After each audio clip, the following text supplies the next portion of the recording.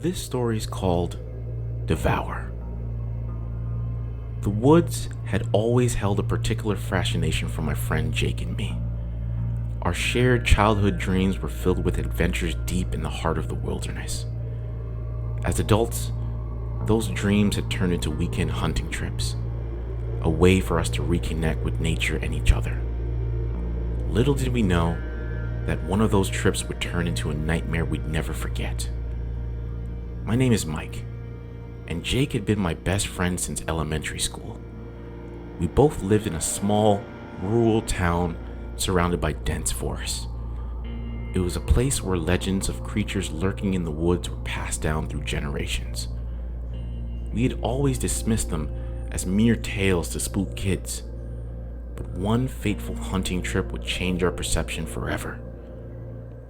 On a chilly autumn morning, we set out deep into the forest, armed with rifles and a shared sense of adventure.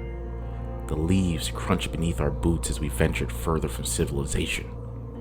The forest was silent, almost unnaturally so, save for the occasional rustling of leaves and the distant call of a bird. Hours passed without any sign of game, and our initial excitement waned. The forest seemed to close in around us, its ancient trees forming a shadowy labyrinth. We were about to call it a day when we stumbled upon a clearing we'd never seen before.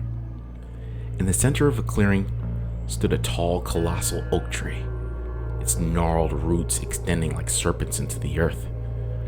The sheer size of it was awe-inspiring, and we felt compelled to investigate. Our curiosity got the best of us as we approached the ancient tree, unaware of the sinister secret it harbored. As we neared the tree, a foul stench filled the air, overpowering even the earthly scent of the forest. It was a putrid odor, like rotting flesh. Cautiously, we circled the massive oak, searching for the source of the smell. That's when Jake made a discovery. He found a pile of bones at the base of the tree, bones that were unmistakably human. Our hearts pounded in our chests as we realized the horror of what we'd stumbled upon. This clearing was no ordinary place. It was a feeding ground for something unspeakable. Fear gripped us, and we knew we had to leave immediately. But as we turned to go, a deafening roar erupted from the depths of the forest. It was a sound that no human throat could produce, a guttural cry that shook the very ground beneath our feet. Without warning, a monstrous creature burst from the underbrush. It was unlike anything we'd ever seen, hulking with mottled gray skin, rows of jagged teeth, and eyes that gleamed with hunger. The creature lunged at Jake, who managed to raise his rifle in just the right amount of time, firing a shot that only seemed to enrage the beast further. The ensuing struggle was a blur of frantic movement and desperate screams. I fired my rifle repeatedly, trying to fend off the creature, but it seemed impervious to our bullets. It was as if we were facing a nightmare made of flesh. In a horrifying instant, the creature's jaws closed around Jake, and a sickening crunch echoed through the clearing. I watched in helpless terror as my friend was torn limb from limb apart from my eyes, his life extinguished in a gruesome spectacle.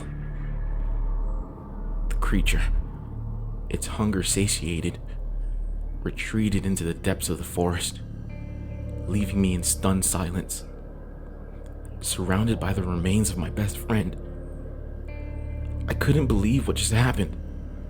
Jake, my lifelong friend, had been devoured by a monster in the very woods we had cherished. Tears streaming down my face, I stumbled back to our camp, my mind numb with shock. I knew I had to report the horrifying incident, but who would believe such a tale? The woods held its secrets that no one could comprehend until they were faced with the unimaginable. To this day, the memory of that fateful hunting trip haunts me. The woods have become a place of dread, and I can never erase the image of that monstrous creature consuming my friend. The legends of the woods, once dismissed as mere tales, had become a chilling reality. Jake had paid the ultimate price for curiosity, a sacrifice to the woods devourer that would haunt me for the rest of my days.